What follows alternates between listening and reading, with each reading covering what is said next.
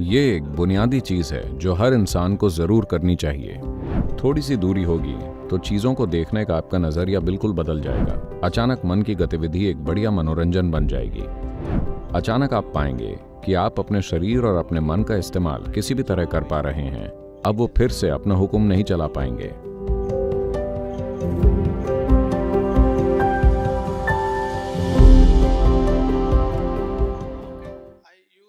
मैं मुश्किलों का इस्तेमाल अपने विकास के लिए कैसे कर सकता हूँ?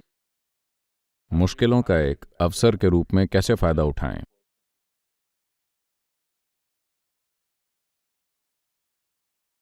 जब हम मुश्किल कहते हैं तो जीवन में सिर्फ शारीरिक मुश्किलें आ सकती हैं। मानसिक मुश्किलें आपकी वजह से आती हैं, पर शारीरिक मुश्किलें बाहरी परिस्थितियों के कारण, स्थान और कई दूसरी चीजों के कारण हो सकती हैं। तो शारीरिक मुश्किलों में कुछ दर्द हो सकता है। तो शारीरिक कष्ट से गुजरने वाले लोग हमेशा मजबूत होकर उससे बाहर आते हैं। क्या ऐसा है? हमेशा आपकी ट्रेनिंग से ही पता चलता है। शायद से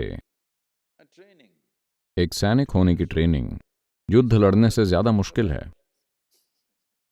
अगर जोखिम की बात ना करें, अगर मुश्किलों को देखें तो ट्रेनिंग बेमतलब की कठिनाई लगती है। हमेशा सैनिक के मामले में भी ऐसा है और योगी के मामले में भी ऐसा ही है। उन्हें सुबह 4 बजे उठकर योग करना पड़ता है। मन पूछेगा, बेवकूफ तुम जाग क्यों गए हो, सभी सो रहे हैं, है ना? योगी के लिए भी यही समस्या है। मन पूछेगा, बेवकूफ तुम सुबह 4 बजे क्यों उठ रहे हो और कर क्या रहे हो, सभी सो रहे हैं, वो 7 बजे उठकर कॉफी पीते हैं, तुम क्या कर रहे हो? But because you put your body voluntarily through that hardship, it gets you to a place where nobody else can get. पर क्योंकि आपने स्वेच्छा से अपने शरीर को उस मुश्किल में डाला है, इसलिए आप ऐसी चीज का अनुभव कर पाते हैं जो दूसरों की पहुंच से बाहर है ना? तो शारीरिक मुश्किल एक जबरदस्त संभावना है, क्योंकि इंसानी शरीर की प्रकृति ऐसी है कि ये इस्तेमाल के साथ ही बेहतर होती है। अगर आप इसे स्वेच्छा से करते हैं तो मुश्किल में भी आनंद होगा। इसे अनिच्छा से किया जाए तो ये सबसे भयानक चीज होगी। तो सवाल सिर्फ इच्छा और अनिच्छा का है। जैसा कि मैंने शुरुआत में कहा, यह आपके क्षेत्र की सच्चाई का मजाक बनाने की बात नहीं है।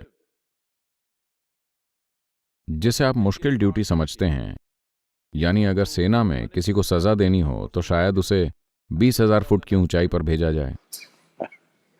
But लेकिन जो लोग पहाड़ों पर चढ़ते हैं, जो 20,000 फुट तक चढ़ते हैं, उन्हें लगता है कि वो शानदार है ना? तो फर्क क्या है? फर्क सिर्फ मानसिकता का है। कोई इसे स्वेच्छा से कर रहा है, कोई दूसरा सोचता है कि उनके साथ जबरदस्ती हो रही है। बस इतना ही फर्क है। देखिए, यही तो जीवन है।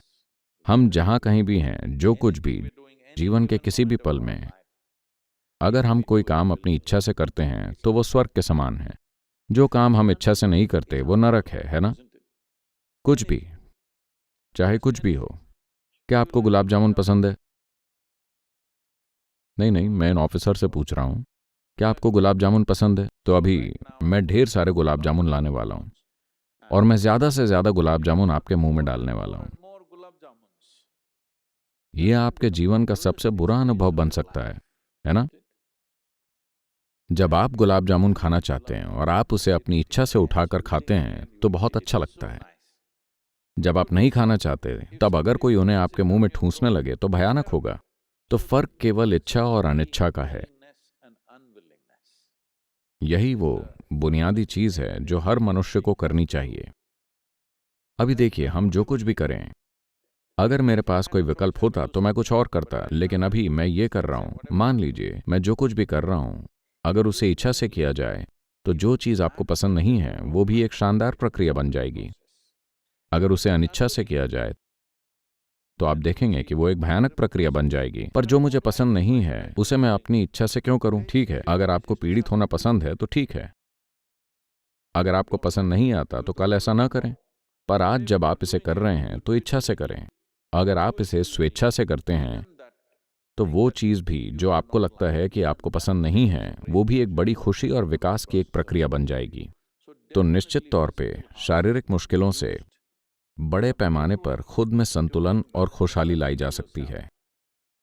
मानसिक मुश्किलें पूरी तरह से आपकी बनाई हुई हैं। कोई दूसरा आपके लिए मानसिक मुश्किलें नहीं पैदा करता, केवल आप ही अपने साथ ऐसा कर सकते हैं, है ना? इसे रोकने के लिए, जैसा कि मैंने कहा, ईशा क्रिया आप सभी को करनी चाहिए, क्योंकि इससे आपको थोड़ी दूरी मिलेगी। थोड़ी सी दूरी से चीज़ों को देखने का आपका नज़रिया बिल्कुल बदल जाएगा। ये कुछ ऐसा है, आप ट्रैफिक जैम देखते हैं कि आप किसी ट्रैफिक जैम में हैं, आप उसमें फंस गए हैं, सभी एक दूसरे को कोस रहे हैं, गुस्सा हो रहे हैं, और दिल्ली में लोग एक दूसरे को मार भी देते हैं। ट्रैफिक जैम में लोग एक दूसरे को मार देते हैं। मान लीजिए आप हवाई जहाज़ या हेलीकॉप्टर में बैठे हैं और नीचे देखते हैं, तो ट्रैफिक जैम वाकई अच्छा लगता है। क्या आपने कभी इस पर गौर किया है? वो काफ़ी अच्छा दिखता है, सिर्फ इसलिए कि थोड़ी दूरी है। यही बात आपके शरीर और दिमाग के साथ भी है। अगर आप थोड़ी दूरी बना लें, जब मैं दूरी कहता हूं तो आपको ये समझना होगा कि आपका शरीर आपने इकट्ठा किया है, आपका मन आपने इकट्ठा किया है, तो दूरी बनाना संभव है। अगर आप थोड़ी दूरी बना लेते हैं तो अचानक मन की गतिविधि एक बढ़िया मनोरंजन बन जाएगी। मन सकारात्मक नहीं होगा, न ही नकारात्मक होगा, बस एक अच्छा मनोरंजन होगा। ये नकारात्मक या सकारात्मक तभी होता है जब आप इसमें फंस जाते हैं। इससे थोड़ा बाहर जाने के बाद अचानक आप पाते हैं कि आप अपने शरीर और मन का उपयोग किसी भी तरीके से कर पा रहे हैं, फिर वो आप पर हुक्म नहीं चलाएगा। तो शारीरिक मुश्किलों का जरूर फायदा उठाया जा सकता है। वो किसी इंसान को ताकत और खुशहाली के गहरे स्तर तक ले जाने के लिए एक बड़ा अवसर हो सकता है। मानसिक कष्ट आपके अपने बनाए हुए हैं, आपको उन्हें रोकना होगा।